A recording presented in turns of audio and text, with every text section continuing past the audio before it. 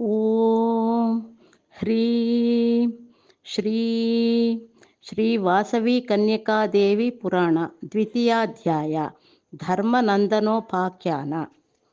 ವೈಶ್ಯವಂಶ ಕಥೆಯನ್ನು ಶ್ರವಣ ಮಾಡಲು ಆಸಕ್ತರಾಗಿದ್ದ ಶೌನಕಾದಿ ಮಹಾಮುನಿಗಳನ್ನು ನೋಡಿ ಸೂತ ಮಹರ್ಷಿಯು, ಹೇ ವೈಶ್ಯಕುಮಾರರೇ, ಪೂರ್ವದಲ್ಲಿ ಬುದ್ಧಿಕುಶಲನಾದ ಧರ್ಮನಂದನನಿಗೆ ಆದಿಶೇಷನು ಹೇಳಿದ ಪಾವನ ಚರಿತ್ರೆಯನ್ನು ನಾರದರು ನನಗೆ ಏಕಾಂತದಲ್ಲಿ ಹೇಳಿದರು. ಆ ಕಥೆಯನ್ನು ನಾನೀಗ ನಿಮಗೆ ತಿಳಿಸಿಕೊಡುವೆನು, ಸಾವಧಾನದಿಂದ ಕೇಳಿರಿ ಎಂದು ಹೀಗೆ ವಿವರಿಸತೊಡಗಿದರು. ಪರಮ ಪವಿತ್ರವಾದ ಆರ್ಯಾವರ್ತದಲ್ಲಿ ಸುಪ್ರಸಿದ್ಧಿ ಪಡೆದ ಪ್ರತಿಷ್ಠಾ ನಗರವೆಂಬ ಒಂದು ಮಹಾನಗರವಿದೆ. ಅಲ್ಲಿ ಚೂಡಾಮಣಿ ಎಂಬ ಹೆಸರಿನ ವೈಶ್ಯೋತ್ತಮನು ನಿವಾಸ ಮಾಡಿಕೊಂಡಿದ್ದನು. ಆತನು ಜ್ಞಾನವಂತನೂ ಗುಣವಂತನೂ ಶೀಲವಂತನೂ ಆಗಿದ್ದನು. ಆತನು ತನ್ನ ಅನುಪಮವಾದ ಧರ್ಮನಿಷ್ಠೆಯಿಂದ ಧರ್ಮಶ್ರೇಷ್ಠಿ ಎಂಬ ನಾಮದಿಂದ ವಿಖ್ಯಾತನಾದನು. ಆ ಮಹನೀಯನು ಸಮಸ್ತ ಸಂಪದ್ಭರಿತನಾಗಿದ್ದರೂ ಸಂತಾನಹೀನನಾಗಿ ಅತೀವ ಸಂತಾಪ ಹೊಂದಿ ಧರ್ಮಪತ್ನಿ ಸಮೇತನಾಗಿ ಚ್ಯವನ ಮಹರ್ಷಿಯ ಆಶ್ರಮಕ್ಕೆ ಹೋದನು. ಮಹರ್ಷಿಯನ್ನು ವಿದ್ಯುಕ್ತ ರೀತಿಯಲ್ಲಿ ಪೂಜಿಸಿ, ಹೇ ಋಷಿಸತ್ತಮ, ನನಗೆಷ್ಟು ಭೋಗ ಭಾಗ್ಯಗಳಿದ್ದರೂ ಸಂತಾನಹೀನತೆ ಎಂಬ ಕೊರತೆಯು ಸದಾ ನನ್ನನ್ನು ಪೀಡಿಸುತ್ತಿದೆ. ಅಪೃತಸ್ಯ ಗತಿರ್ನಾಸ್ತಿ ಎಂಬ ಆರ್ಯೋಕ್ತಿಯು ನೆನಪಿಗೆ ಬಂದಾಗಲೆಲ್ಲ ನನ್ನ ಮನಸ್ಸು ಒದ್ದಾಡುತ್ತಿದೆ. ತರಣೋಪಾಯಕ್ಕಾಗಿ ನಿಮ್ಮ ಚರಣಾರವಿಂದಗಳನ್ನು ಆಶ್ರಯಿಸಿರುವೆನು. ಪುತ್ರಹೀನನಾದ ನನಗೆ ಸಂತಾನ ಪ್ರಾಪ್ತಿಯಾಗುವ ಉಪಾಯವನ್ನು ದಯಮಾಡಿ ಉಪದೇಶಿಸಿರಿ ಎಂದು ಪ್ರಾರ್ಥಿಸಿದನು. ಆ ಚ್ಯವನ ಮಹರ್ಷಿಯು ಧರ್ಮಶ್ರೇಷ್ಠಿಯನ್ನು ನೋಡಿ, ಓ ವೈಶ್ಯಪುಂಗವನೇ, ಭಕ್ತರ ಸಮಸ್ತ ಆಸೆಗಳನ್ನು ಈಡೇರಿಸಬಲ್ಲ ಆದಿಪರಾಶಕ್ತಿಯನ್ನು ಕುರಿತು ನಿಶ್ಚಲ ಚಿತ್ತನಾಗಿ ಸತೀ ಸಮೇತನಾಗಿ ತಪಸ್ಸನ್ನಾಚರಿಸು. ಆ ದೇವಿ ಕೃಪೆಯಿಂದ ತಪ್ಪದೆ ನಿನಗೆ ಪುತ್ರ ಸಂತಾನ ಪ್ರಾಪ್ತಿಯಾಗುವುದು ಎಂದು ಹೇಳಿ ಆ ವೈಶ್ಯವರನಿಗೆ ದೇವಿಯ ದಿವ್ಯ ಮಂತ್ರವನ್ನು ಉಪದೇಶಿಸಿದರು. ಉಪದೇಶ ಹೊಂದಿದ ಶ್ರೇಷ್ಠಿ ದಂಪತಿಗಳು ಮಹಾನಂದ ಭರಿತರಾಗಿ ನಿರುಪಮ ನಿಷ್ಠಾಗರಿಷ್ಠರಾಗಿ ಅಚಂಚಲ ದೀಕ್ಷೆಯಿಂದ ತಪವನ್ನಾಚರಿಸಿದರು. ಅವರ ಅಮೋಘವಾದ ತಪಸ್ಸಿನ ಪ್ರಭಾವದಿಂದ 3 ಲೋಕಗಳು ಕಂಪಿಸಿದವು. ಲೋಕರಕ್ಷಕಿಯಾದ ಪರಮೇಶ್ವರಿಯು ಕರುಣಿಸಿ ಧರ್ಮಶ್ರೇಷ್ಠಿ ದಂಪತಿಗಳ ಎದುರಿನಲ್ಲಿ ಪ್ರತ್ಯಕ್ಷಳಾದಳು. ಅವರಿಗೆ ಪುತ್ರ ಸಂತಾನದಾಯಕವಾದ ವರವನ್ನು ಪ್ರಸಾದಿಸಿದಳು. ಅನಂತರ 1 ಸಂವತ್ಸರ ಕಳೆದ ಕೂಡಲೇ ಧರ್ಮಶ್ರೇಷ್ಠಿಯ ಭಾರ್ಯೆಯಾದ ಆರ್ಯಕಳು ತೇಜೋನಿಧಿಯಾದ ಓರ್ವ ಕುಮಾರನಿಗೆ ಜನ್ಮವಿತ್ತಳು. ಆ ಬಾಲಕನು ತನ್ನ ಧರ್ಮ ನಿರತಿಯಿಂದಲೂ ತ್ಯಾಗ ಗರಿಮೆಯಿಂದಲೂ ಜಗದ್ವಿಖ್ಯಾತನಾಗಬಲ್ಲನು ಎಂದು ಜ್ಯೋತಿಷಿಗಳು ಹೇಳಿದರು. ಆ ಶಿಶುವಿಗೆ ಧರ್ಮನಂದನನೆಂದು ಹೆಸರಿಟ್ಟರು. ಧರ್ಮನಂದನನು ಶುಕ್ಲ ಪಕ್ಷದ ಚಂದ್ರನಂತೆ ದಿನದಿನವೂ ಅಭಿವೃದ್ಧಿಯನ್ನು ಹೊಂದಿದನು. ಆ ಬಾಲಕನಿಗೆ 8ನೇ ವಯಸ್ಸಿನಲ್ಲಿ ತಂದೆಯಾದ ಧರ್ಮಶ್ರೇಷ್ಠಿಯು ಉಪನಯನ ಸಂಸ್ಕಾರವನ್ನು ನಡೆಸಿದನು. ಆ ಬಳಿಕ ಧರ್ಮಶ್ರೇಷ್ಠಿ ತನ್ನ ಕುಮಾರನನ್ನು ಭಾರ್ಗವ ಚ್ಯವನರ ಗುರುಕುಲಕ್ಕೆ ಕರೆದೊಯ್ದನು. ಆ ಮಹರ್ಷಿಯು ಋತ, ಅಧ್ಯಯನ, ಸತ್ಯಭಾಷಣ, ಸತ್ಯಾಚರಣೆ, ತಪಸ್ಸಂಪತ್ತು, ಬಾಹ್ಯಾಂತರ ಇಂದ್ರಿಯ ನಿಗ್ರಹ ಎಂಬ ಶಮದ ಮಾದಿ ಷಡ್ಗುಣಗಳನ್ನು ಹೊಂದಿದವನು. ಆಜ್ಞಾರಾಧನೆ, ಯಜ್ಞಾಚರಣೆ, ಅತಿಥಿ ಪೂಜೆ, ದಯೆ, ಕರುಣೆ, ಮೈತ್ರಿ, ನಮ್ರತೆ, ಶ್ರದ್ಧೆ ಮುಂತಾದ ಶುಭ ಗುಣ ಲಕ್ಷಣಗಳಿಂದ ಶೋಭಿಸುತ್ತಾ ಗೃಹಸ್ಥಾಶ್ರಮ ಧರ್ಮ ನಿರ್ವಹಣೆಯ ದೀಕ್ಷೆಯಲ್ಲಿನ ದಕ್ಷರಾಗಿ ಆದರ್ಶ ಗುರು ಲಕ್ಷಣಗಳಿಂದ ವಿರಾಜಿಸುತ್ತಿದ್ದರು. ಅಲ್ಲಿ ಆ ಋಷಿವರ್ಯರಿಂದ ಧರ್ಮನಂದನನಿಗೆ ವೇದಾರಂಭ ಸಂಸ್ಕಾರವನ್ನು ಮಾಡಿಸಿ ವಿದ್ಯಾಭ್ಯಾಸಕ್ಕಾಗಿ ಆ ಬಾಲಕನನ್ನು ಗುರುಕುಲಕ್ಕೆ ಸೇರಿಸಿದರು.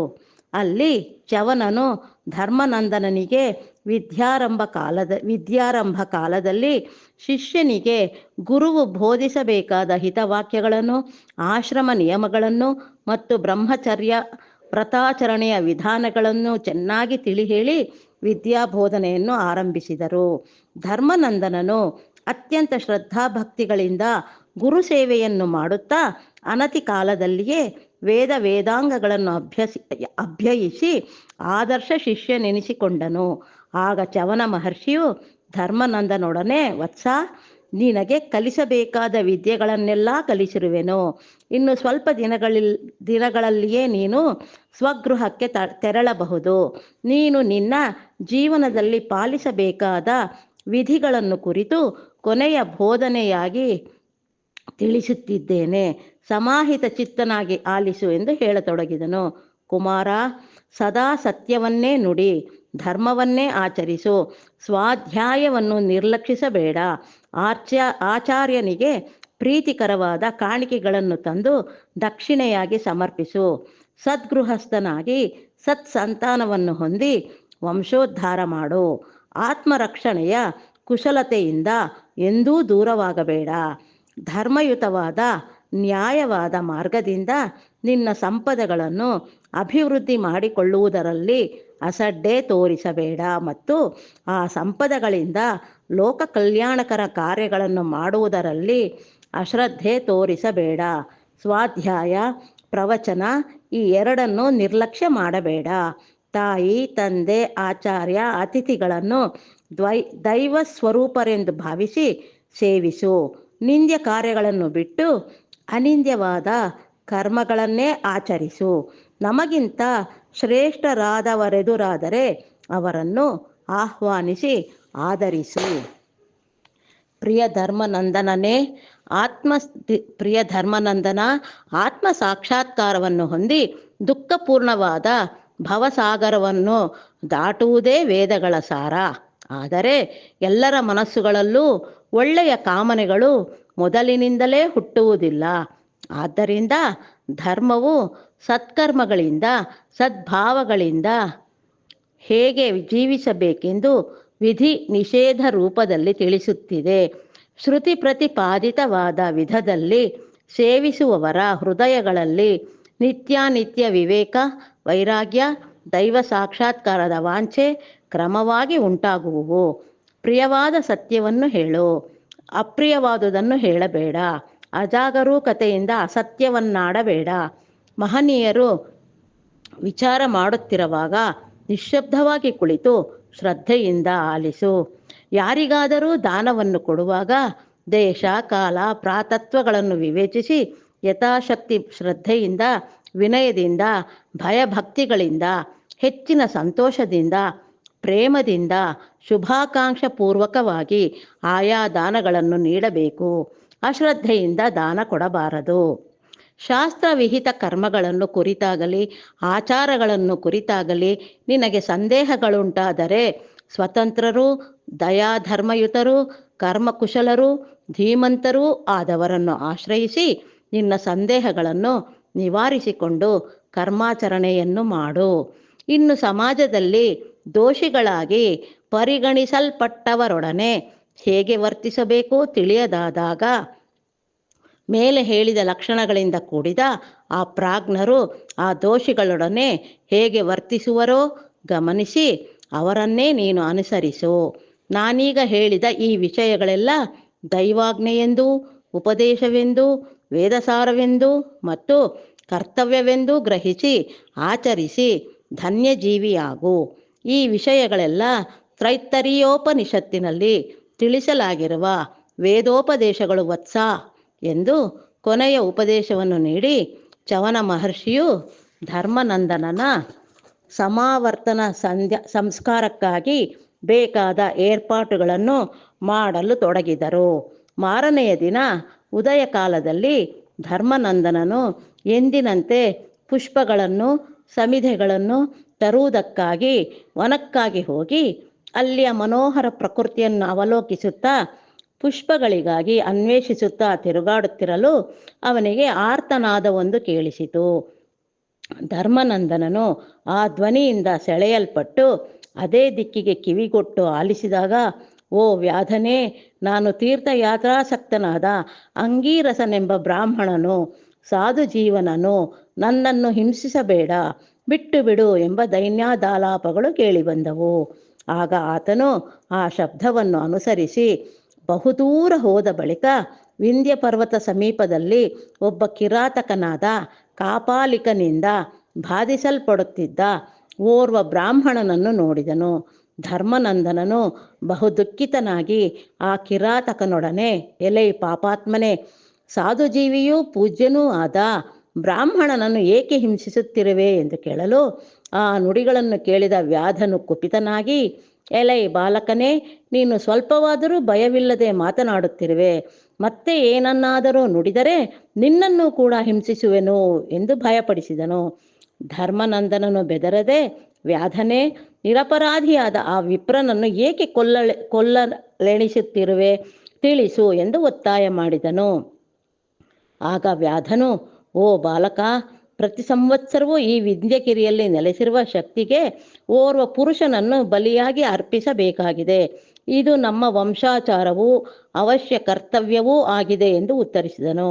ಆ ಮಾತುಗಳನ್ನು ಕೇಳಿದ ಧರ್ಮನಂದನನು ಆ ಬ್ರಾಹ್ಮಣನನ್ನು ಬಂಧನದಿಂದ ಬಿಡಿಸಿ ಆ ಪಾಶವನ್ನು ತನ್ನ ಕಂಠಕ್ಕೆ ಬಿಗಿದುಕೊಂಡು ಕಿರಾತಕನನ್ನು ಕುರಿತು ದಿಟ್ಟತನದಿಂದ, ಬ್ರಾಹ್ಮಣನಿಗೆ ಬದಲಾಗಿ ನನ್ನನ್ನು ಶಕ್ತಿಗೆ ಬಲಿ ಕೊಡು, ನೀನು ಶ್ರೇಯಸ್ಸನ್ನು ಸಂಪಾದಿಸಿಕೊಳ್ಳುವೆ ಎಂದು ನುಡಿದನು. ಆ ವ್ಯಾಧನು ಕೂಡಲೇ ಬ್ರಾಹ್ಮಣನನ್ನು ಬಿಟ್ಟು ಧರ್ಮನಂದನನನ್ನು ಬಂಧಿಸಿ ಎಳೆದುಕೊಂಡು ಹೋಗತೊಡಗಿದನು. ಚೂಪಾದ ಕಠಿಣವಾದ ಕಲ್ಲುಗಳಿಂದ ಮುಳ್ಳು ಪೊದೆಗಳಿಂದ ದುರ್ಗಮವಾದ ಆ ಅಡವಿಯ ದಾರಿಯಲ್ಲಿ ಸಾಗುತ್ತಿರುವಾಗ ಆ ಬಾಲಕನ ಶರೀರವೆಲ್ಲ ಗಾಯಗಳಾಗಿ ರಕ್ತವು ಸ್ರವಿಸತೊಡಗಿತು. ಅದನ್ನು ನೋಡಿ ವ್ಯಾಧನು, ಏನು ಬಾಲಕ, ಕರುಣೆಯಿಂದ ಬ್ರಾಹ್ಮಣನನ್ನು ಬಿಡಿಸಿಕೊಟ್ಟೆ, ಈಗ ನಿನಗೆ ಈ ಸುಖ ಹೇಗಿದೆ ಎಂದು ವ್ಯಂಗ್ಯೋಕ್ತಿಗಳನ್ನಾಡುತ್ತಾ ಕಿಂಚಿತ್ತೂ ಕರುಣೆ ಇಲ್ಲದೆ ಆ ಬಾಲಕನನ್ನು ಮತ್ತಷ್ಟು ವೇಗದಿಂದ ಎಳೆದುಕೊಂಡು ಹೋಗತೊಡಗಿದನು. ಧರ್ಮನಂದನನು ಅಣುಮಾತ್ರವೂ ಚಲಿಸದೆ ಸ್ಥಿರಚಿತ್ತನಾಗಿ ವ್ಯಾಧನ ಹಿಂದೆ ಹೋಗತೊಡಗಿದನು. ಸಿಂಹ, ಕರಡಿ ಮುಂತಾದ ಭಯಂಕರ ಕ್ರೂರ ಮೃಗಗಳಿಂದ ಕೂಡಿದ ಆ ದುರ್ಗಮ ಅರಣ್ಯದಲ್ಲಿ ಧರ್ಮನಂದನನನ್ನು ಎಳೆದೊಯ್ಯುತ್ತಿದ್ದ ವ್ಯಾಧನು ವೇಗವಾಗಿ ನಡೆಯುತ್ತಾ ಒಂದು ಕಡೆ ಆಕಸ್ಮಿಕವಾಗಿ ನಿಂತನು. ಸ್ವಲ್ಪ ದೂರದಿಂದ ಒಂದು ದೊಡ್ಡ ಸೈನ್ಯವು ಬರುತ್ತಿರುವುದನ್ನು ಸೂಚಿಸುವ ಒಂದು ಭಯಂಕರ ಧ್ವನಿಯನ್ನು ಕೇಳಿದನು. ಧೂಳಿನಿಂದ ಆವರಿಸಲ್ಪಟ್ಟ ಆಕಾಶವನ್ನು ನೋಡಿ, ಅಯ್ಯೋ, ಮಹಾರಾಜನು ಸೈನ್ಯ ಸಮೇತನಾಗಿ ಈ ಮಹಾರಣ್ಯಕ್ಕೆ ಬರುತ್ತಿದ್ದಾನೆ. ಬಾಲಕನೇ, ನಾವಿಲ್ಲಿ ಇನ್ನೂ ಇರಬಾರದು. ಆ ನೃಪಾಲನು ನನ್ನನ್ನು ನೋಡಿದರೆ ತಪ್ಪದೆ ಸಂಹರಿಸುವನು ಎಂದು ಹೇಳುತ್ತಾ ಬಾಲಕನಿಗೆ ಪಾಶ ವಿಮೋಚನೆ ಮಾಡಿ ಅವನ ಕೈ ಹಿಡಿದುಕೊಂಡು ಆತುರವಾಗಿ ಓಡಿ ಅಲ್ಲಿದ್ದ ಒಂದು ಪರ್ವತ ಗುಹೆಗೆ ಅವನನ್ನು ತಳ್ಳಿದನು. ಆ ಬಳಿಕ ಧರ್ಮನಂದನನೊಡನೆ, ಓ ಬಾಲಕನೇ, ನಾನು ಮತ್ತೆ ಬರುವವರೆಗೆ ಇಲ್ಲೇ ನಿರೀಕ್ಷಿಸುತ್ತಿರು ಎಂದು ಆಜ್ಞಾಪಿಸಿದನು. ತರುವಾಯ ಸಂಶಯಾತ್ಮನಾದ ಆ ಕಿರಾತಕನು ಬಿಲದ ಒಂದು ದ್ವಾರವನ್ನು ಒಂದು ದೊಡ್ಡ ಬಂಡೆಯಿಂದ ಮುಚ್ಚಿ ಅಲ್ಲಿಂದ ಹೋಗಿ ಒಂದು ಮಹಾವೃಕ್ಷವನ್ನೇರಿ ಕೊಂಬೆಗಳ ಮರೆಯಲ್ಲಿ ಅಡಗಿಕೊಂಡನು. ಅಷ್ಟರಲ್ಲಿ ಭದ್ರನೆಂಬ ಮಗಧ ದೇಶಾಧಿಪತಿಯು ಸೈನ್ಯ ಸಮೇತನಾಗಿ ಬೇಟೆಯಾಡುತ್ತಾ ಬಂದನು. ಆಯಾಸಗೊಂಡಿದ್ದ ಆ ರಾಜನು ವಿಶ್ರಾಂತಿಗಾಗಿ ಆ ಕಿರಾತಕನು ಹತ್ತಿದ್ದ ವೃಕ್ಷದ ಕೆಳಗೆಯೇ ಬಂದು ಕುಳಿತನು. ದೈವವಶದಿಂದ ಮರದಲ್ಲಿ ಬಚ್ಚಿಟ್ಟುಕೊಂಡಿದ್ದ ಕಿರಾತಕನು ರಾಜನ ಕಣ್ಣಿಗೆ ಬಿದ್ದನು. ಲೋಕಕಂಟಕನಾದ ಕಾಪಾಲಿಕ ವ್ಯಾಧನ್ಯಾರೋ ದಾರಿ ಹೋಕರನ್ನು ಕೊಲ್ಲುವ ಬಯಕೆಯಿಂದ ಈ ಮರದ ಕೊಂಬೆಗಳಲ್ಲಿ ಬಚ್ಚಿಟ್ಟುಕೊಂಡಿದ್ದಾನೆ. ಇವನು ವಧಾರ್ಹನು, ಇವನನ್ನು ಕೂಡಲೇ ಹಿಡಿದು ವಧಿಸಿರಿ ಎಂದು ರಾಜನು ತನ್ನ ಸೈನಿಕರಿಗೆ ಆಜ್ಞಾಪಿಸಿದನು. ಆ ಕಿರಾತಕನು ಕಾಪಾಲಿಕನಾದುದರಿಂದ ಮಂತ್ರತಂತ್ರಗಳಿಂದ ಮಾಯಾಯುದ್ಧವನ್ನು ಮಾಡಿದನು. ಕಡೆಗೆ ಭದ್ರ ಮಹಾರಾಜನು ತೀಕ್ಷ್ಣವಾದ ಅರ್ಧಚಂದ್ರಾಕಾರ ಬಾಣವನ್ನು ಪ್ರಯೋಗಿಸಿ ಅವನ ಶಿರಸ್ಸನ್ನು ಛೇದಿಸಿದನು. ಬಳಿಕ ಆ ರಾಜನು ಸಂತಸದಿಂದ ಅಲ್ಲಿಯೇ ಸ್ವಲ್ಪ ವೇಳೆ ವಿಶ್ರಮಿಸಿ ತನ್ನ ಪುರಕ್ಕೆ ಹಿಂದಿರುಗಿದನು. ಧರ್ಮನಂದನನಿಗೆ ಆದಿಶೇಷನ ಸಂದರ್ಶನ ಜ್ಞಾನಬೋಧೆ. ಇಲ್ಲಿ ಹೀಗಿರಲು ಶಂಕರನ ಕಂಠಹಾರವಾದ ವಾಸಕಿ ಎಂಬ ನಾಗರಾಜನು ಪರಮೇಶ್ವರನ ಅನುಮತಿ ಪಡೆದು ಆದಿಶೇಷನನ್ನು ನೋಡುವ ಆಕಾಂಕ್ಷೆಯಿಂದ ಕೈಲಾಸದಿಂದ ಹೊರಟು ಭೂಲೋಕವನ್ನು ಸೇರಿದನು. ಆತನು ಪಾತಾಳದ ಬಿಲದ ದ್ವಾರದ ಬಳಿಗೆ ಬಂದು ಒಂದು ದೊಡ್ಡ ಬಂಡೆಯಿಂದ ಆ ದ್ವಾರವು ಮುಚ್ಚಲ್ಪಟ್ಟಿರುವುದನ್ನು ನೋಡಿ ಮಹೋಗ್ರನಾಗಿ ತೀವ್ರವಾಗಿ ಬುಸುಗುಟ್ಟಿದನು. ತಕ್ಷಣವೇ ಆ ಬಂಡೆಯು ಸಿಡಿದು ಸಾವಿರಾರು ಚೂರುಗಳಾಗಿ ಹೋಯಿತು.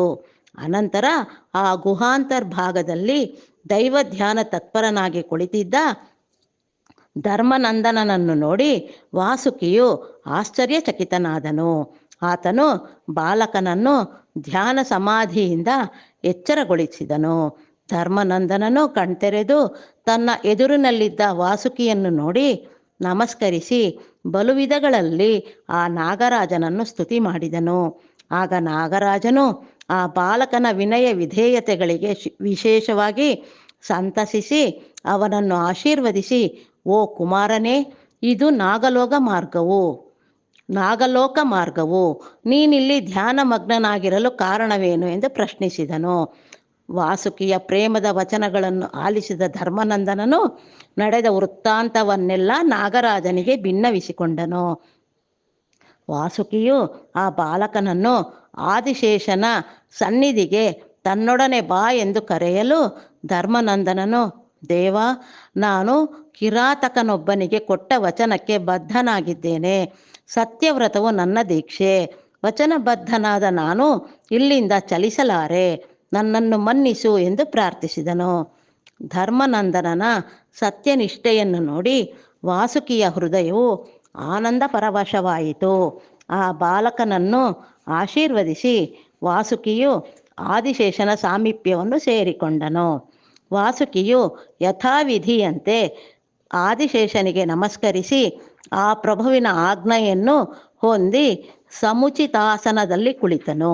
ಆ ಸಭೆಯಲ್ಲಿ ಎಲ್ಲ ಲೋಕಗಳಲ್ಲಿ ಧರ್ಮವರ್ತಿಗಳಾದ ಮುನಿಗಳ ಹಾಗೂ ರಾಜರ ಪ್ರಸಂಗಗಳ ಬಗ್ಗೆ ಚರ್ಚೆಗಳು ವಿಶೇಷವಾಗಿ ನಡೆದವು.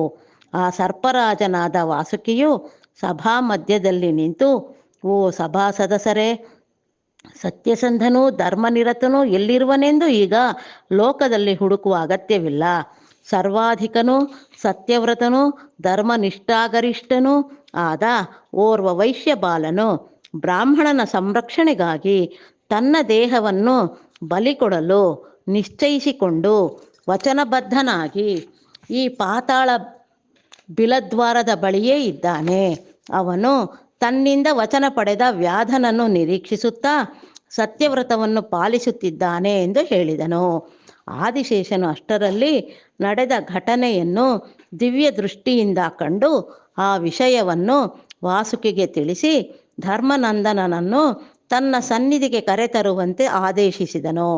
ವಾಸುಕಿಯು ಕೂಡಲೇ ಆ ಬಿಲದ್ವಾರದ ಬಳಿಗೆ ಹಿಂದಿರುಗಿ ಬಂದು ಧ್ಯಾನಮಗ್ನನಾದ ಧರ್ಮನಂದನನೊಡನೆ, ಹೇ ಪುಣ್ಯಶೀಲ, ನಿನ್ನನ್ನು ಸಹಸ್ರಪಣಿ ಶೋಭಿತನಾದ ಆದಿಶೇಷನು ನೋಡಲು ಇಚ್ಛಿಸಿದ್ದಾನೆ.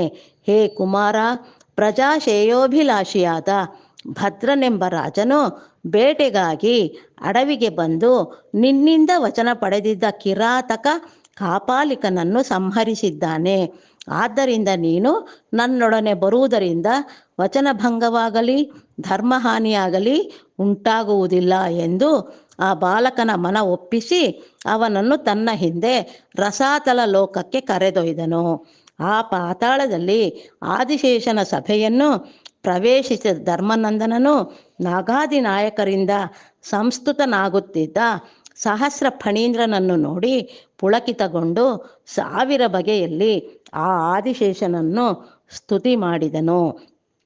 ಆ ಬಾಲಕನ ಸತ್ಯನಿಷ್ಠೆಗೆ ಧರ್ಮನಿಷ್ಠೆಗೆ ಅತೀವ ಸಂತಸಗೊಂಡು ನಾಗರಾಜನು ನಿನಗಿಷ್ಟವಾದ ವರವನ್ನು ಬೇಡಿಕೋ ಎಂದು ಅನುಗ್ರಹಿಸಿದನು. ಆದಿಶೇಷನ ಅನುಗ್ರಹ ಪಾತ್ರನಾದ ಧರ್ಮನಂದನನು ಅಮಿತಾನಂದ ಭರಿತನಾಗಿ, ಓ ಜಗದೀಶ್ವರ, ನನಗೆ ಯುಗಕಾಲಾದಿಗಳ ಜ್ಞಾನವನ್ನು, ಸೃಷ್ಟಿಕ್ರಮವನ್ನು, ಸೃಷ್ಟಿಗೆ ಮೂಲವಾದ ಪರತತ್ವದ ಜ್ಞಾನವನ್ನು ಅಲ್ಲದೆ ನಮ್ಮ ವಂಶೋತ್ಪತ್ತಿಯ ಚರಿತ್ರೆಯನ್ನು ತಿಳಿಸಿ ನನ್ನನ್ನು ಕೃತಾರ್ಥನನ್ನಾಗಿ ಮಾಡು ಎಂದು ಪ್ರಾರ್ಥಿಸಿದನು. ಆ ಬಾಲಕನ ಜ್ಞಾನದಾಹವನ್ನು ನೋಡಿ ಆದಿಶೇಷನು ಅವನ ಮೇಲೆ ಕರುಣೆ ತೋರಿ, ಓ ಸುಕುಮಾರ, ಸಮಾಹಿತ ಚಿತ್ತನಾಗಿ ಆಲಿಸು ಎಂದು ವಿವರವಾಗಿ ಹೇಳತೊಡಗಿದನು. ಯುಗ ಕಾಲಾದಿಗಳ ವಿವರಣೆ. ಕೃತಯುಗಕ್ಕೆ 16,28,000 ಸಂವತ್ಸರಗಳು. ತ್ರೇತಾಯುಗಕ್ಕೆ 12,88,000 ಸಂವತ್ಸರಗಳು. ದ್ವಾಪರ ಯುಗಕ್ಕೆ 8,32,000 ಸಂವತ್ಸರಗಳು. ಕಲಿಯುಗಕ್ಕೆ 4,32,000 ಸಂವತ್ಸರಗಳು ಎಂದು ಕಾಲದ ಪ್ರಮಾಣಗಳು ಹೇಳಲ್ಪಟ್ಟಿವೆ. ಈ 4 ಯುಗಗಳು ಸೇರಿ ಒಂದು ಮಹಾಯುಗವೆನಿಸುವುದು. ಅಂತಹ 71 ಮಹಾಯುಗಗಳು ಸೇರಿ ಒಂದು ಮನ್ವಂತರವಾಗುವುದು. ಆ ಮನ್ವಂತರವೇ ಇಂದ್ರಕಲ್ಪವೆಂದು ಕೂಡ ಕರೆಯಲ್ಪಡುವುದು. 14 ಇಂದ್ರಕಲ್ಪಗಳು ಗತಿಸಿದರೆ ಬ್ರಹ್ಮನಿಗೆ ಒಂದು ದಿನವಾಗುವುದು. ಇಂತಹ ಪರಿಮಿತಿಯುಳ್ಳ 100 ಸಂವತ್ಸರಗಳು ಬ್ರಹ್ಮದೇವನ ಆಯುಷ್ಯದ ಪರಿಮಿತಿಯು. ಅದೇ ಬ್ರಹ್ಮಕಲ್ಪವೆಂದು ಕರೆಯಲ್ಪಡುವುದು. 100 ಬ್ರಹ್ಮಕಲ್ಪಗಳು ಗತಿಸಿದರೆ ದೀರ್ಘಾಯು ಮುನಿಗೆ ಒಂದು ದಿನವಾಗುವುದು. 27 ಕೋಟಿ ದೀರ್ಘಾಯು ಮುನೀಂದ್ರರು ಗತಿಸಿದರೆ ರೋಮಶಾಕ್ಯ ಮುನಿಯ ಒಂದು ರೋಮವು ಉದುರಿ ಹೋಗುವುದು. 30 ಕೋಟಿ ರೋಮಶಾಕ್ಯ ಮುನಿಗಳು ಕೊನೆಗೊಂಡರೆ ಅಷ್ಟಾವಕ್ರ ಮುನಿಯ ಒಂದು ಮೂಳೆಯು ಜೀರ್ಣವಾಗುವುದು. 40 ಕೋಟಿ ಅಷ್ಟಾವಕ್ರ ಮುನಿಗಳು ಗತಿಸಿದರೆ ಪಾದದೃಗ್ ಮುನಿಗೆ ಕ್ಷಣಕಾಲವಾಗುವುದು. ಅಂತಹ ಪಾದದೃಗ್ ಮುನಿಗಳು 20 ಅರ್ಬುದಗಳ ಕೋಟಿ ಮಂದಿ ಗತಿಸಿದರೆ ಅನಂತಕಾಲ ಸ್ವರೂಪಿಣಿಯಾದ ಮಹಾಕಾಳಿಗೆ ನಿಮಿಷ ಕಾಲಕ್ಕಿಂತ ಕಡಿಮೆ ಎಂದು ಮಹರ್ಷಿಗಳು ಹೇಳಿರುವರು. ಆದಿಶಕ್ತಿಯು ಅನಂತಕಾಲ ಸ್ವರೂಪಿಣಿ. ಕಾಲಸ್ವರೂಪಳಾದ ಆ ಪರಾಶಕ್ತಿಯನ್ನು ಮಹಾಕಾಳಿ ಎಂದು ಪ್ರಾಜ್ಞರು ಕರೆದಿರುವರು. ಸಮಸ್ತವೂ ಕಾಲದಲ್ಲಿಯೇ ಲಯವಾಗುವುದಾದ್ದರಿಂದ ಮಹಾಕಾಳಿಯನ್ನು ಲಯಕಾರಿಣಿ ಎಂದು ಕರೆದಿರುವರು. ಅನಂತ ಕಾಲದ ಪರಿಮಿತಿಯನ್ನು ಯಾರೂ ಗಣಿಸಲಾರರು. ಅಂತಹ ಕಾಲದ ಮಹಾಕಾಳಿ ಎಂದು ಪ್ರಾಜ್ಞರು ಕರೆದಿರುವರು. ಸಮಸ್ತವೂ ಕಾಲದಲ್ಲಿಯೇ ಲಯವಾಗುವುದಾದ್ದರಿಂದ ಮಹಾಕಾಳಿಯನ್ನು ಲಯಕಾರಿಣಿ ಎಂದು ಕರೆದಿರುವರು. ಅನಂತ ಕಾಲದ ಪರಿಮಿತಿಯನ್ನು ಯಾರೂ ಗಣಿಸಲಾರರು. ಅಂತಹ ಕಾಲದ ಅನಂತ ತತ್ವವನ್ನು ಕುರಿತು ಒಂದು ಭಾವನೆಯನ್ನು ಉಂಟು ಮಾಡುವುದಕ್ಕಾಗಿ ದೀರ್ಘಾಯು, ರೋಮಶಾಕ್ಯ ಮುನಿ, ಅಷ್ಟಾವಕ್ರ ಮುನಿ, ಪಾದದೃಗ್ ಮುನಿ ಮುಂತಾದವರನ್ನೆಲ್ಲ ಕಲ್ಪಿಸಿ ಅವರ ಆಯುಃ ಪ್ರಮಾಣಗಳನ್ನು ತಮ್ಮ ಮೇಧಾಶಕ್ತಿಯಿಂದ ಊಹಿಸಿ ಮಹರ್ಷಿಗಳು ಹೇಳಿರುವರು. ಇಷ್ಟೇ ಅಲ್ಲದೆ ಇಂತಹ ಊಹಾತೀತವಾದ ಕಾಲದ ಮೊತ್ತವು ಆದಿಶಕ್ತಿಯಾದ ಮಹಾಕಾಳಿಗೆ 1 ನಿಮಿಷ ಕಾಲಕ್ಕಿಂತಲೂ ಕಡಿಮೆ ಎಂದು ಹೇಳಿ ಕಾಲವು ಅನಂತವೆಂದು ನಮ್ಮ ಅರಿವಿಗೆ ತರಲಾಗಿದೆ. ವತ್ಸ ಧರ್ಮನಂದನ, ಅನಂತವಾದ ಕಾಲಧರ್ಮವೇ ಪರಮಾತ್ಮನ ಸ್ವರೂಪವು. ಕಾಲದ ಮಹತ್ವವು ವರ್ಣನಾತೀತವು. ಕಳೆದು ಹೋದ ಧನವನ್ನು, ಆರೋಗ್ಯವನ್ನು, ವಿದ್ಯೆಯನ್ನು, ರಾಜ್ಯವನ್ನು, ಕಡೆಗೆ ಪ್ರಾಣವನ್ನಾದರೂ ಹಿಂದಿರುಗಿ ಪಡೆಯಬಹುದೇ ಹೊರತು ಕಳೆದು ಹೋದ ಒಂದು ಕ್ಷಣಕಾಲವನ್ನು ಯಾರೂ ಮತ್ತೆ ಸಂಪಾದಿಸಲಾರೆವು. ಗತಿಸಿದ ಕಾಲವನ್ನು ಹಿಂದಿರುಗಿ ತರುವುದು ಅಸಾಧ್ಯವು. ಕಾಲವು ಅತ್ಯಂತ ವೇಗವುಳ್ಳದ್ದು. ಕಾಲೋ ಅಶ್ವೋ ಮಹತಿ ಕಾಲವೆಂಬ ಅಶ್ವವು ಓಡಿ ಹೋಗುತ್ತಿದೆ ಎಂದು ಅಥರ್ವಣ ವೇದವು ಸಾರಿದೆ. ಕಳೆದು ಹೋಗುತ್ತಿರುವ ಒಂದೊಂದು ಕ್ಷಣದಲ್ಲಿ ಕುಬೇರ ಸಂಪತ್ತು ಬಚ್ಚಿಟ್ಟುಕೊಂಡಿದೆ ಎಂಬ ಸತ್ಯವನ್ನು ಬಲ್ಲವರು ಬೋಧಿಸಿದ್ದಾರೆ. ಆದರೆ ಸಮಯ ಸಂಪತ್ತುಗಳ ಮಹತ್ವವನ್ನರಿತು ಅದನ್ನು ಸದುಪಯೋಗಪಡಿಸಿಕೊಳ್ಳುವವನು ಕಾಲಸ್ವರೂಪಿಣಿಯಾದ ಮಹಾಕಾಳಿಯ ಕೃಪೆಗೆ ಪಾತ್ರನಾಗಿ ಜೀವನವನ್ನು ಸಾರ್ಥಕಪಡಿಸಿಕೊಂಡು ಮೋಕ್ಷ ಸಾಮ್ರಾಜ್ಯವನ್ನು ಹೊಂದಬಲ್ಲನು. ದೈವ ಸ್ವರೂಪವಾದ ಕಾಲವನ್ನು ವ್ಯರ್ಥಪಡಿಸಿಕೊಳ್ಳುವವನು ವ್ಯರ್ಥ ಜೀವಿಯಾಗಿ ನಾಶವಾಗುವನು. ಆ ಆದಿಶಕ್ತಿಯ ತತ್ವವನ್ನು ಕುರಿತು ಒಂದಿಷ್ಟು ಆಲಿಸು.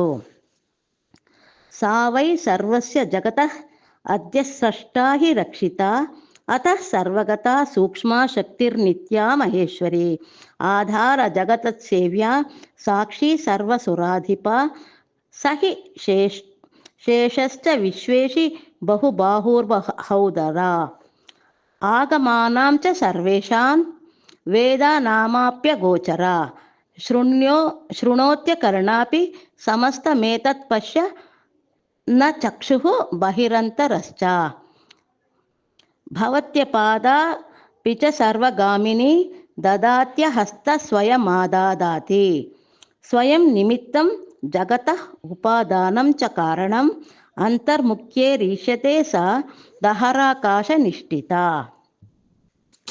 ಅನಂತ ಕಾಲ ರೂಪಿಣಿಯಾದ ಮಹಾಕಾಳಿಯಾದ ಆದಿಶಕ್ತಿಯೇ ಬಾಹ್ಯಾಂತರಗಳಲ್ಲಿ ವ್ಯಾಪಿಸಿರುವ ಸರ್ವಾಂತರ್ಯಾಮಿನಿಯು.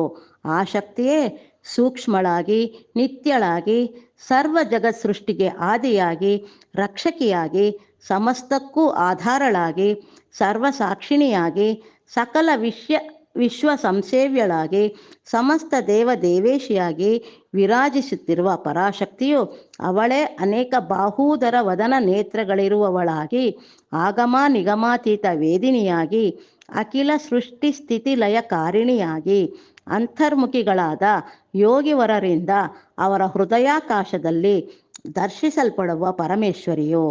ಜಗತ್ತುಗಳು ಲಯ ಹೊಂದಿದರೂ ಬ್ರಹ್ಮಾದಿಗಳು ಅಂತ್ಯಗೊಂಡರೂ ಸಮಸ್ತ ಸಮುದ್ರಗಳು ಇಲ್ಲವಾದರೂ ವಿಶ್ವದಲ್ಲೆಲ್ಲ ಅಂಧಕಾರವಾವರಿಸಿ ತಮೋರೂಪದಲ್ಲಿ ಸಾಮ್ಯವೇರ್ಪಟ್ಟರೂ ಪರಂಜ್ಯೋತಿಯಾದ ಆ ಪರಾಶಕ್ತಿಯು ಸರ್ವತ್ರ ವ್ಯಾಪಿಸಿ ಮಹಾ ತೇಜಸ್ಸಿನಿಂದ ಪ್ರಕಾಶಿಸುತ್ತಿರುತ್ತಾಳೆ.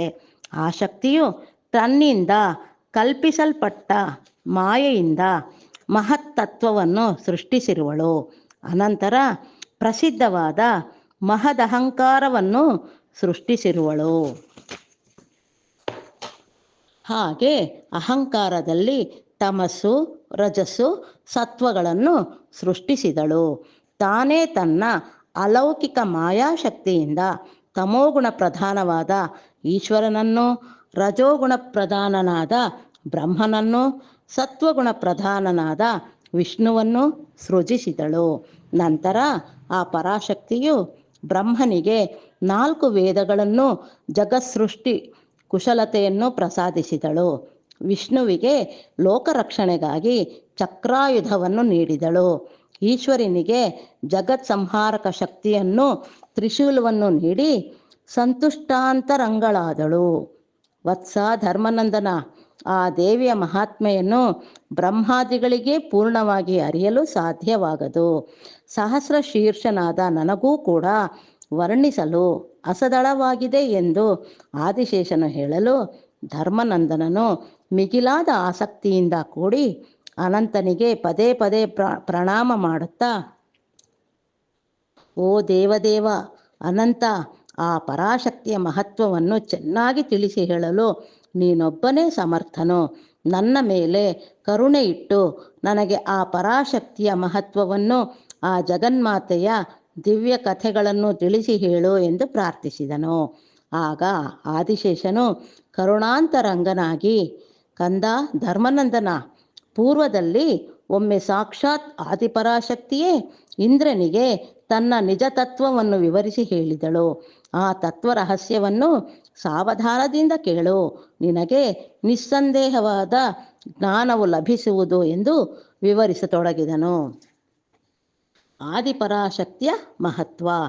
ಪೂರ್ವದಲ್ಲಿ ಮದಗರ್ವಿತರಾದ ರಾಕ್ಷಸರು ದೇವತೆಗಳೊಡನೆ ಯುದ್ಧ ಮಾಡಿದರು. ಪರಾಶಕ್ತಿಯ ಕರುಣಾ ಕಟಾಕ್ಷದ ಲೇಷ ಮಾತ್ರ ಪ್ರಭಾವದಿಂದ ದೇವತೆಗಳು ಜಯಿಸಿದರು.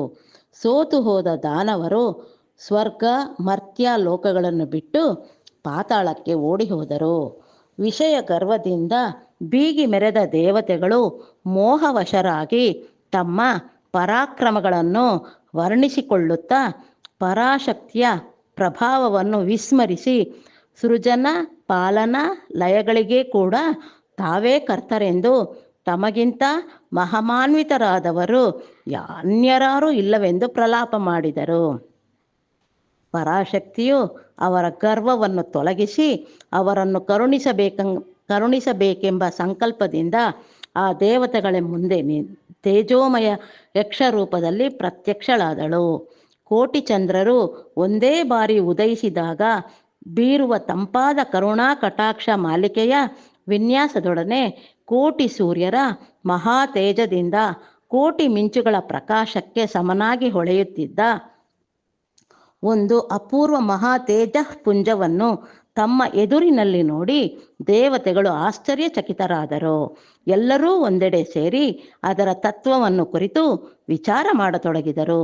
ಕೊನೆಗೆ ಆ ಶಕ್ತಿಯನ್ನು ಸಮೀಪಿಸಿ ಅದು ಏನೆಂದು ಪ್ರಶ್ನಿಸುವುದು ಯುಕ್ತವೆಂದು ನಿರ್ಣಯಿಸಿದರು. ಸರ್ವೇಶ್ವರನಾದ ಇಂದ್ರನು ಅಗ್ನಿಯನ್ನು ಕರೆದು, ಓ ಅಗ್ನಿದೇವ, ನಮಗೆ ಮುಖಸ್ಥಾನದಲ್ಲಿ ನೆಲೆಸಿರುವವನು ನೀನೇ. ಆದ್ದರಿಂದ ನೀನು ಹೋಗಿ ಆ ಅದ್ಭುತ ಪ್ರಕಾಶ ತತ್ವವನ್ನು ತಿಳಿದುಕೊಂಡು ಬಾ ಎಂದು ಆದೇಶಿಸಿದನು. ದೇವತೆಗಳಲ್ಲಿ ತಾನೇ ಅಗ್ರಗಣ್ಯನೆಂದು ಭಾವಿಸಿದ ಅಗ್ನಿಯು ವೇಗವಾಗಿ ಆ ತೇಜೋಮೂರ್ತಿಯ ಬಳಿ ಸಾರಿ ನಿಂತನು. ತನ್ನ ಎದುರು ನಿಂತ ಅಗ್ನಿಯನ್ನು ನೋಡಿ ಆ ಜ್ಯೋತಿ ಸ್ವರೂಪವು, ಯಾರು ನೀನು, ನಿನ್ನ ಶಕ್ತಿ ಎಂತಹುದು ಎಂದು ಪ್ರಶ್ನಿಸಿತು. ಅದಕ್ಕೆ ಅಗ್ನಿಯು, ನಾನು ಜಾತವೇದನು, ಲೋಕದಲ್ಲಿ ಏನನ್ನಾದರೂ ಸುಟ್ಟು ಭಸ್ಮ ಮಾಡಬಲ್ಲ ಶಕ್ತಿಯುಳ್ಳವನು ಎಂದು ಪ್ರತ್ಯುತ್ತರ ನೀಡಿದನು. ಆಗ ಆ ಪರಮತೇಜವು ಒಂದು ತೃಣವನ್ನು ಅಗ್ನಿಯ ಮುಂದಿಟ್ಟು, ಲೋಕಗಳನ್ನು ಸುಡಬಲ್ಲ ಶಕ್ತಿಯು ನಿನಗೆ ಇದ್ದುದಾದರೆ ಈ ತೃಣವನ್ನು ಭಸ್ಮ ಮಾಡು ಎಂದು ಕೇಳಿತು. ಹುತಾಶನಾದ ಅಗ್ನಿಯು ತನ್ನ ಶಕ್ತಿಯನ್ನೆಲ್ಲ ವಿನಿಯೋಗಿಸಿ ಕೂಡ ಆ ಹುಲ್ಲುಕಡ್ಡಿಯನ್ನು ಸುಡಲಾರದೆ ನಾಚಿಕೆಯಿಂದ ಸುರರ ಬಳಿಗೆ ಹಿಂದಿರುಗಿದನು. ಅಗ್ನಿದೇವನ ಮುಖಭಂಗ ಕೇಳಿದ ಇಂದ್ರನು ವಾಯುದೇವನನ್ನು ಕರೆದು, ಓ ವಾಯುದೇವ, ನೀನು ಲೋಕದಲ್ಲೆಲ್ಲ ತುಂಬಿಕೊಂಡಿರುವೆ. ನಿನ್ನಿಂದಲೇ ಸೃಷ್ಟಿಯೆಲ್ಲವೂ ಪ್ರಾಣವಂತವಾಗಿದೆ. ಜೀವಿಗಳ ಪ್ರಾಣಗಳಾಗಿ ಅವರ ಶಕ್ತಿಗಳನ್ನು ಧಾರಣೆ ಮಾಡುತ್ತಿರುವೆ. ಅಜ್ಞಾತ ತತ್ವದಿಂದ ಪ್ರಕಾಶಿಸುತ್ತಿರುವ ಆ ಮಹಾತೇಜದ ಸತ್ಯವನ್ನು ತಿಳಿದುಕೊಳ್ಳಲು ನೀನೇ ಸಮರ್ಥನು. ನೀನು ಹೋಗಿ ಆ ತೇಜೋ ರಹಸ್ಯವನ್ನು ತಿಳಿದುಕೊಂಡು ಬಾ ಎಂದು ಆದೇಶಿಸಿದನು. ಇಂದ್ರನ ನುಡಿಗಳನ್ನು ಕೇಳಿ ವಾಯುವು ಆ ತೇಜೋಮೂರ್ತಿಯ ಬಳಿಗೆ ಸಾಗಿ ತನ್ನನ್ನು ಕುರಿತು ತನ್ನ ಶಕ್ತಿಯನ್ನು ತಿಳಿಸಿಕೊಟ್ಟನು. ಆಗ ಆ ಜ್ಯೋತಿ ಸ್ವರೂಪವು ಪೂರ್ವದಂತೆಯೇ ಆ ವಾಯುವಿನ ಮುಂದೆ ತೃಣವನ್ನಿರಿಸಿ ಅದನ್ನು ಕದಲಿಸುವಂತೆ ಕೇಳಿತು. ಆದರೆ ವಾಯುದೇವನು ಆ ಹುಲ್ಲುಕಡ್ಡಿಯನ್ನು ಕಿಂಚಿತ್ತೂ ಅಲುಗಾಡಿಸಲಾರದೆ ನಾಚಿ ದೇವತೆಗಳ ಬಳಿಗೆ ಹೊರಟು ಹೋದನು. ಮಿಕ್ಕ ದೇವತೆಗಳೆಲ್ಲರೂ ತಮ್ಮ ಮಿಥ್ಯಾಗರ್ವವನ್ನು ತಿಳಿದುಕೊಂಡು ಆ ಯಕ್ಷರೂಪದ ಪ್ರಕಾಶದ ಕಡೆಗೆ ಹೋಗಲು ಸಾಹಸ ಮಾಡಲಿಲ್ಲ. ಕೊನೆಗೆ ಇಂದ್ರನೇ ಆ ಯಕ್ಷರೂಪದ ಬಳಿಗೆ ಹೋದನು. ಆದರೆ ಆ ಯಕ್ಷರೂಪವು ಅವನಿಗೆ ಕಾಣಿಸಲಿಲ್ಲ. ಇಂದ್ರನು ತನಗುಂಟಾದ ಪರಾಭವದಿಂದ ಬಲು ಚಿಂತೆಗೆ ಒಳಗಾದನು. ನಡೆದ ಅದ್ಭುತ ಕೃತ್ಯವೆಲ್ಲ ಪರಾಶಕ್ತಿಯ ಲೀಲಾವಿಲಾಸವೆಂದು ಕೊನೆಗೆ ಗ್ರಹಿಸಿ ಆ ಜ್ಯೋತಿತ್ವವನ್ನು ಮನಸಾಶರಣು ಬೇಡಿಕೊಂಡನು. ಆಗ ಆಕಾಶದಿಂದ, ಓ ಇಂದ್ರ, ಮಾಯಾ ಬೀಜವನ್ನು ಜಪಿಸು ಎಂದು ಒಂದು ಅಶರೀರವಾಣಿ ಕೇಳಿಸಿತು. ಇಂದ್ರನು ಸುದೀರ್ಘ ಕಾಲ ಮಾಯಾಬೀಜ ಜಪಧ್ಯಾನದಲ್ಲಿ ನಿಮಗ್ನನಾದನು. ಕಡೆಗೆ ಚೈತ್ರ ಮಾಸದಲ್ಲಿ ನವಮಿಯ ತಿಥಿಯ ದಿನ ಆ ಮಹಾತೇಜವು ಮತ್ತೆ ಆವಿರ್ಭವಿಸಿತು. ಆ ತೇಜೋಮಂಡಲ ಮಧ್ಯದಲ್ಲಿ ನವಯೌವನವತಿಯಾದ ಈರ್ವ ಕುಮಾರಿಯನ್ನು ಇಂದ್ರನು ದರ್ಶಿಸಿದನು. ಆ ಕನ್ಯೆಯು ಜಪಾಕುಸುಮದಂಥ ಅರುಣ ಶರೀರ ಕಾಂತಿಯಿಂದ ಆಗತಾನೇ ಉದಯಿಸುತ್ತಿರುವ ಕೋಟಿ ಸೂರ್ಯರ ಪ್ರಕಾಶದಿಂದ ಕೂಡಿ ಬಾಲಚಂದ್ರನು ಶಿರೋಮುಕುಟದಲ್ಲಿ ಆಭೂಷಣವಾಗಿರಲು ಪಾಶ, ಅಂಕುಶ, ವರದ ಮತ್ತು ಅಭಯ ಮುದ್ರೆಗಳನ್ನು ಧರಿಸಿದ ಚತುರ್ಭುಜೆಯು ಸರ್ವಾಂಗ ಸುಂದರಿಯೂ ಆಗಿ ಭಕ್ತಜನ ಕಲ್ಪವಲ್ಲಿಯಾಗಿ ಸರ್ವಾಲಂಕಾರ ಶೋಭಿತಳಾಗಿ ತ್ರಿನೇತ್ರೆಯಾಗಿ ಭುವನೇಶ್ವರಿಯಾಗಿ ದರ್ಶನ ನೀಡಿದಳು. 3 ಕಣ್ಣುಗಳಿಂದ ಕೂಡಿದ ತ್ರಿಮಾತ್ರೆಯರ ಮಾತೆಯನ್ನು ನೋಡಿ ಇಂದ್ರನು ಸಹಸ್ರ ನೇತ್ರಗಳಿಂದ ಆನಂದಾಶ್ರುಗರೆದನು. ಆ ಜಗದೀಶ್ವರಿಯ ಪಾದಪದ್ಮಗಳಿಗೆ ಸಾಷ್ಟಾಂಗ ಪ್ರಣಾಮ ಮಾಡಿ, ಓ ಶೋಭನ ರೂಪಿಣಿ, ನಿನ್ನ ತತ್ವವೇನು ತಿಳಿಸು ಎಂದು ಆ ತಾಯಿಯನ್ನು ಪ್ರಾರ್ಥಿಸಿದನು. ಆದಿಶಕ್ತಿ ತತ್ವದರ್ಶನ. ಆಗ ಪರಾಶಕ್ತಿಯು ಇಂದ್ರನ ಮೇಲೆ ಕರುಣೆ ತೋರಿ, ಓ ಸುರರಾಜನೇ, ಸಾವಧಾನವಾಗಿ ಕೇಳು. ಸಂಪೂರ್ಣ ಕಾರಣಗಳಿಗೆ ಕಾರಣಭೂತವಾದ ಬ್ರಹ್ಮನು ನನ್ನ ರೂಪವೇ. ಅದು ಸರ್ವಸಾಕ್ಷಿ, ನಿರಾಮಯ. ಸಮಸ್ತ ವೇದಗಳು ಯಾವ ಪದವನ್ನು ಕೊಂಡಾಡುತ್ತಿವೆಯೋ, ಸಮಸ್ತ ತಾಪಸಿಗಳಿಗೆ ಯಾವುದು ಧ್ಯೇಯವಾಗಿದೆಯೋ, ಯಾವುದನ್ನು ಹೊಂದಬೇಕೆಂಬ ಅಭಿಲಾಷೆಯಿಂದ ಯೋಗಿಗಳು, ಮಹರ್ಷಿಗಣಗಳು ಬ್ರಹ್ಮಚರ್ಯದ ಕಠಿಣಾಚರಣೆಗಳನ್ನು ಪಾಲಿಸುತ್ತಿದ್ದಾರೋ ಆ ಭೀಪ್ಸಿತ ಪದವನ್ನು ಸಂಕ್ಷಿಪ್ತವಾಗಿ ತಿಳಿಸಿಕೊಡುತ್ತಿರುವೆ. ಓಂ ಎಂಬ ಈ ಏಕಾಕ್ಷರವು ನಿತ್ಯ ಬ್ರಹ್ಮವಾಗಿದೆ. ಇದೇ ಹ್ರೀಂ ಮಯಸ್ವರೂಪವಾಗಿದೆ. ಮುಖ್ಯವಾಗಿ ಓಂ ಮತ್ತು ಹ್ರೀಂ ನನ್ನ ಮಂತ್ರಕ್ಕೆ ಪ್ರಧಾನ ಬೀಜಗಳಾಗಿವೆ. ನಾನು ಇವುಗಳಿಂದ ಸಂಪೂರ್ಣ ಪ್ರಪಂಚವನ್ನು ನಿರ್ಮಿಸುತ್ತಿದ್ದೇನೆ. ಪರಾಪರ ಪ್ರಕೃತಿ ಎಂಬ ಹೆಸರುಗಳು ನನ್ನಲ್ಲೇ ಕಲ್ಪಿಸಲ್ಪಟ್ಟಿವೆ.